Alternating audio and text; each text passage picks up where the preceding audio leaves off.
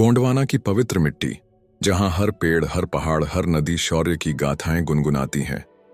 ये वो धरती है जहां बेटियां सिर्फ घर की लाज नहीं, बल्कि रणभूमि पर तलवार लहराती शेरनियां बनकर दुश्मनों के सीने चीर देती थीं।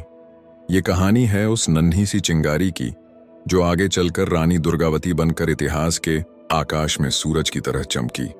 एक ऐसी वीरांगना जिसने बचपन से ही साहस का ऐसा परचम लहराया कि कालिंजर का किला गर्व से थरथराने लगा। डर, वो तो दुर्गावती के पास भटकने की हिम्मत भी नहीं जुटा पाया। हर कदम पर उन्होंने दुनिया को बताया, शौर्य की कोई उम्र नहीं, कोई सीमा नहीं। तो बांध लीजिए अपने दिल को, क्योंकि ये सिर्फ कहानी नहीं बल्कि इतिहास का वो सुनहरा तूफान है जो दुर्गावती की वीरता से उठा और आज भी हमें झकझोर देता है। बात है साल 1524 की, वो पावन शाम, जब राजा कीर्ति देव सिंह चंदेल पंडितों और सैनिकों के साथ मंदिर से लौट रहे थे। किला भक्ति की मस्ती में डूबा था, हवा में मंत्रों की गूंज थी। तभी महल में हलचल मच गई। महारानी को प्रसव पीड़ा शुरू हो चुकी थी। कुछ ही देर बाद एक दासी दौड़ती हुई आई और आनंद से चिल्लाई, महाराज की जय, कन्या रत्न का जन्म हुआ है। राजा को पुत्र की आस थी जो उनका वंश और सिंहासन संभाले, मगर इस कन्या के आगमन ने उनके दिल में जोश का ऐसा समंदर उछाल दिया कि वो गर्व से फूले न समाए। ज्योतिषियों को बुलाया गया। उनकी भविष्यवाणी ने सबको चौंका दिया। ये कन्या तेजस्वी होगी, प्रजा का प्यार और सम्मान कमाएगी और उसका नाम इतिहास के आकाश में अमर तारा बनकर चमकेगा। हाँ, उसका जीवन सुख और दुख का अनोखा मेल होगा। तभी एक पंडित ने सुझाया, महाराज, ये कन्या दुर्गा अष्टमी के शुभ दिन जन्मी है, इसका नाम दुर्गावती रखें। और इस तरह 5 अक्टूबर 1524 को उत्तर प्रदेश के बांदा जिले के कालिंजर किले में एक ऐसी शेरनी ने जन्म लिया जिसने इतिहास के पन्नों को अपनी वीरता से रंग दिया। दुर्गावती अपने माता पिता के स्नेह में पलने लगी, मगर वो द्वार आसान नहीं था। 1530 के आसपास, जब हिंदू राजाओं का स्वाभिमान जैसे मुगलों की गुलामी में दफन हो चुका था और साहस कहीं गुमनामी के अंधेरे में खो गया था, तब दुर्गावती का बचपन कालिंजर की मिट्टी में खेलता हुआ बड़ा हो रहा था। उनकी किशोरावस्था में साहस और बुद्धिमत्ता की ऐसी मिसालें हैं कि सुनकर दिल जोश से भर जाता है।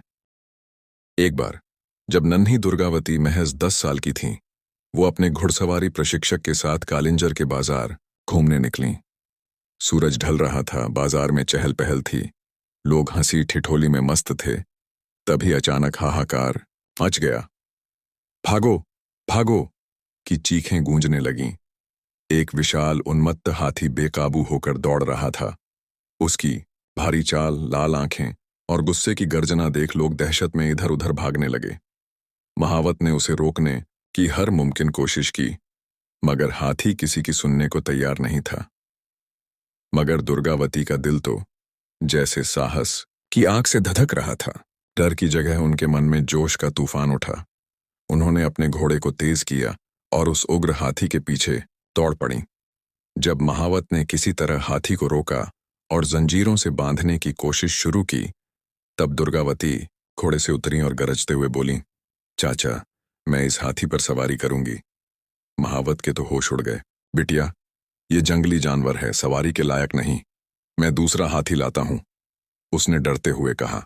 मगर दुर्गावती ने अपनी आंखों में चमक और होंठों पर मुस्कान सजाए जवाब दिया, हाथी ही तो है, मेरे इशारे पर नहीं चलेगा, मुझे इसे ही काबू करना है।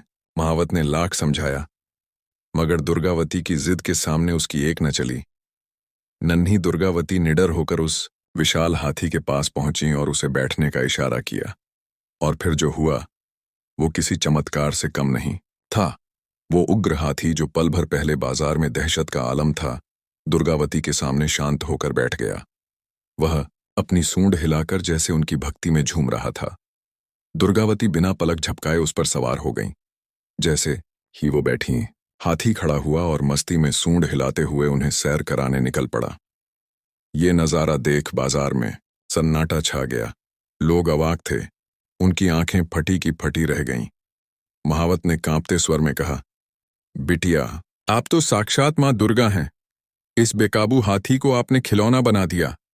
दुर्गावती ने हल्की मुस्कान के साथ जवाब दिया, हाथी हमारे सैनिक हैं, हमारे देवता हैं, हमें इनसे डर कैसा। उस दिन बाजार की हर गली में, हर जुबान पर बस एक ही बात थी, ये कोई साधारण बालिका नहीं, ये साक्षात गजवाहिनी दुर्गा है। दुर्गावती नहीं चाहती थीं कि ये बात उनके पिता तक पहुंचे, मगर साहस की चमक तो चांदनी की तरह होती है। जब चांद निकलता है तो छिपती कहाँ है। जब महाराज कीर्तिदेव सिंह ने यह गाथा सुनी तो उनका सीना गर्व से चौड़ा हो गया। वे गरज कर बोले, दुर्गावती, एक दिन मां दुर्गा की तरह पूजी जाएगी। इसके बाज का शिकार एक और मौका था, जब दुर्गावती किले के प्रांगण में धनुष बाण का अभ्यास कर रही थीं। आकाश में पक्षियों का झुंड उड़ रहा था, हवा में शांति थी। तभी एक बाज ने एक छोटे पक्षी पर हमला किया। छोटा पक्षी जान बचाकर झाड़ी में छिप गया, मगर बाज ने फिर से झपट्टा मारा। ये अन्याय दुर्गावती से देखा न गया। उनका खून खौल उठा। उन्होंने तुरंत धनुष उठाया, बाण चढ़ाया और एक पल में निशाना साधकर बाण छोड़ा। बाण बिजली की तरह सीधा बाज की गर्दन में जा धंसा और वो धराशायी हो गया। पास खड़े उनके गुरु ने चकित होकर कहा, राजकुमारी, तुम्हारी निशानेबाजी तो गुरुओं को भी लज्जित कर दे। दुर्गावती ने बस मुस्कुराकर जवाब दिया, गुरुजी, कमजोर की रक्षा करना ही क्षत्रिय का धर्म है।